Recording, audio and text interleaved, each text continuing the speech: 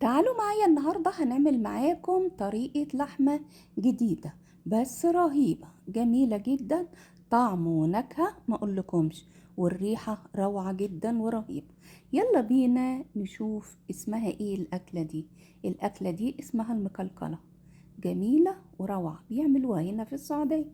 يلا بينا نشوف مكوناتها عندنا بصل ولحمة وملح وفلفل. يلا بينا نشوف هنعملها ازاي. وعندي كمان طماطم مقطعة. يلا نجيب حلتنا ونبدأ نعملها. قربنا الحلة بتاعتنا ونجيب عندنا السمنة بقى الفلاحي. ما هي بقى ايه بتاعت هنا الجنوب، جنوب السعودية، هم عايشين على الحاجات الطبيعية. يلا بينا نحط كده معلقة السمنة وتسخن وتاخد راحتها لغاية ما تسخن خالص،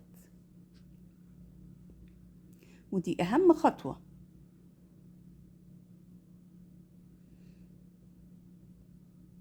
سيبيها بقى ايه تسخن. بعد ما تسخن انزلي باللحمة وافضلي بقى حمري فيها من على الاتجاه ده والاتجاه ده والاتجاه ده والاتجاه ده لغاية الدنيا كلها كده ما تظبط معاكي وتعمل نكهة وطعم جميل ورهيب. قلبي بقى فيها لغاية ما تتحمر كويس. اول بقى ما تتحمر تكوني مقطعة البصلتين 4/4 وحطاهم، وتسيبيها برضو كده تحمري فيها شوية. بعدين تنزلي بورق اللورة والملح والفلفل، وبعدين تنزلي بالطماطم المتقطعة، وتقلبي بقى كل ده في بعضه تقليب كويس. ما تنسوش ورق اللورة، بيعمل للحمة كده نكهة وطعم جميل.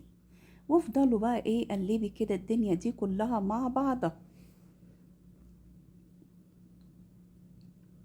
شايفين كده شكلها ما شاء الله تحفة، روعة روعة روعة، وريحتها جميلة جدا.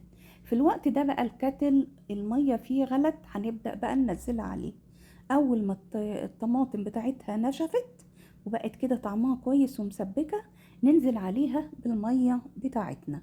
نزلتي بقى بكمية المية، اظبطي الحلة بتاعك على اللحمة 28 دقيقة، هتطلع اللحمة معاكي رهيبة وجميلة جدا. تعالوا بصوا كده اهي نشفت، بقى ايه حبة مية بس صغيرين، نشفت خالص وغرفتها. وبسم الله ما شاء الله، الريحة لا تتخيلوها، رهيبة فوق ما تتخيلوا، جميلة جدا، روعة رهيبة، والشكل روعة زي ما انتوا شايفين، والريحة بقى ما اقولكمش. بسم الله ما شاء الله، جميلة ومشبعة.